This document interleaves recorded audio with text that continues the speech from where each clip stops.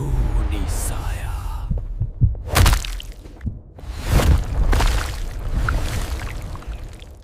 विक्रम और रेवती एक सुनसान रेलवे स्टेशन के पास भयानक घटनाओं में फंस जाते हैं। स्टेशन मास्टर विक्रम की जान लेने वाला था, लेकिन रेवती अपनी दिव्य शक्तियों और बुद्धिमानी से उसे बचा लेती है। हालांकि विक्रम को इस बात का बिल्कुल भी पता नहीं था। सुबह जब उसे स्टेशन मास्टर की मौत की खबर मिली तो वह हैरान रह गया। रात में उसने जो भयानक दृश्य देखे थे वे किसी न किसी रूप में सच साबित हो रहे थे। उसके मन में कई सवाल उठ रहे थे, लेकिन किसी सवाल का जवाब उसके पास नहीं था। रेवती ने उसे समझाते हुए कहा कि उन्हें इन बातों में नहीं पड़ना चाहिए। वे सिर्फ मुसाफिर हैं और जल्द ही अपने अपने घर पहुंच जाएंगे। कुछ देर बाद ट्रेन आई और दोनों समोली की ओर रवाना हो गए। कई घंटों की यात्रा के बाद वे समोली स्टेशन पहुंचे। स्टेशन से बाहर निकलते ही रेवती गांव की तरफ जाने के बजाय जंगल की ओर बढ़ने लगी। विक्रम ने आश्चर्य से पूछा कि वह कहां जा रही है। तब रेवती ने बताया कि उसका घर जंगल में है और वह एक तांत्रिक परिवार से संबंध रखती है। यह सुनकर विक्रम चौंक गया, लेकिन उसने रेवती से कहा कि भले ही उनके रास्ते अलग हों, वह उससे मिलने जरूर आएगा। दोनों ने अगले दिन तालाब के किनारे मिलने का निश्चय किया और अपने अपने घर चले गए। अगले दिन विक्रम सुबह से शाम तक तालाब के किनारे रेवती का इंतजार करता रहा, लेकिन वह नहीं आई।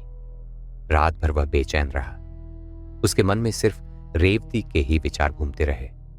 दूसरे दिन भी जब रेवती नहीं आई तो विक्रम ने स्वयं उसे खोजने का फैसला किया। आधी रात को वह समोली के जंगल में स्थित तांत्रिकों की बस्ती की ओर निकल पड़ा। रात का समय था। जंगल में चारों तरफ सन्नाटा पसरा हुआ था।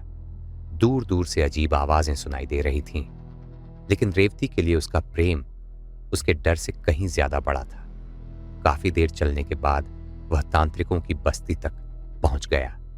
वहां पहुंचकर उसने देखा कि पूरे इलाके में असामान्य हलचल है। कुछ लोग खुश दिखाई दे रहे थे तो कुछ उदास। जिज्ञासा में उसने एक बुजुर्ग व्यक्ति से पूछा कि आखिर वहां क्या हो रहा है। बुजुर्ग ने बताया कि साधक मृगांक की बेटी रेवती की शादी होने वाली है। ये सुनते ही विक्रम के पैरों तले जमीन खिसक गई। उसने पूरी बात जाननी चाहिए। तब बुजुर्ग ने बताया कि उस बस्ती में दो प्रकार के तांत्रिक रहते थे। एक पक्ष सकारात्मक शक्तियों की साधना करता था, जबकि दूसरा काली शक्तियों का उपासक था। दोनों पक्षों के बीच वर्षों से संघर्ष चलता आ रहा था। इस संघर्ष को समाप्त करने के लिए साधक मृगांक ने एक समझौता करवाया था। समझौते के अनुसार दोनों पक्षों के बीच वैवाहिक संबंध स्थापित किया जाना था।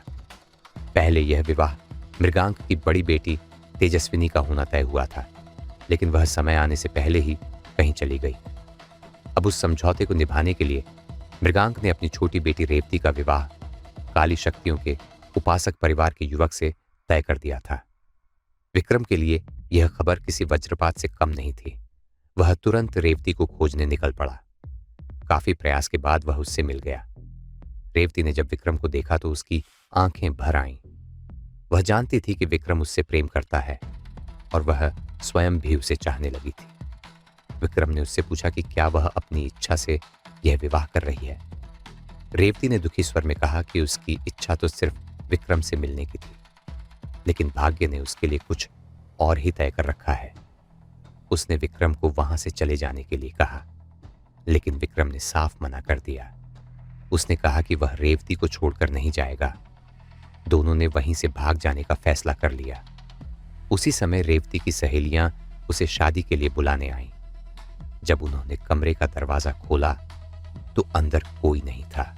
खिड़की से बाहर देखने पर उन्हें रेवती और विक्रम दूर भागते हुए दिखाई दिए। यह देखकर उनमें से एक लड़की जोर जोर से चिल्लाने लगी। उसकी आवाज सुनकर पूरी बस्ती में हड़कंप मच गया। कुछ ही पलों में यह खबर साधक मृगांक तक पहुंच गई कि रेवती किसी युवक के साथ भाग गई है। यह सुनते ही मृगांक का क्रोध भड़क उठा। वर्षों पहले किए गए समझौते के टूटने का अर्थ था कि दोनों तांत्रिक गुटों के बीच फिर से संघर्ष शुरू हो सकता था। चारों ओर अफरा तफरी मच गई। तभी मृगांक अपने भयानक तामसिक रूप में प्रकट हुए। उनका चेहरा क्रोध से भरा हुआ था और उनकी आंखों में आग जैसी चमक दिखाई दे रही थी। उन्होंने सभी को शांत रहने का आदेश दिया और फिर अपनी दिव्य शक्तियों के साथ एक भयानक श्राप दिया। उन्होंने कहा, रेवती ने जो किया है उसके परिणाम उसे अवश्य भुगतने होंगे। मैं श्राप देता हूं कि जिस व्यक्ति के लिए उसने यह कदम उठाया है उसे कभी अपना सच्चा सुख प्राप्त नहीं होगा, और जिसने उसे यह रास्ता चुनने पर मजबूर किया है वह संसार के बंधनों में हमेशा के लिए जकड़ा रहेगा। मृगांक के शब्दों के साथ ही पूरा वातावरण भय से भर गया। ऐसा लग रहा था मानो स्वयं प्रकृति भी इस श्राप की साक्षी बन गई हो। इन सभी सवालों के जवाब मिलेंगे अगले एपिसोड में। अगर आपको यह कहानी पसंद आई हो तो वीडियो को लाइक जरूर करें। कमेंट में बताइए कि क्या विक्रम और रेवती एक हो पाएंगे, और ऐसी ही रोमांचक, रहस्यमयी और दिल छू लेने वाली कहानियों के लिए चैनल को सब्सक्राइब करना बिल्कुल न भूलें।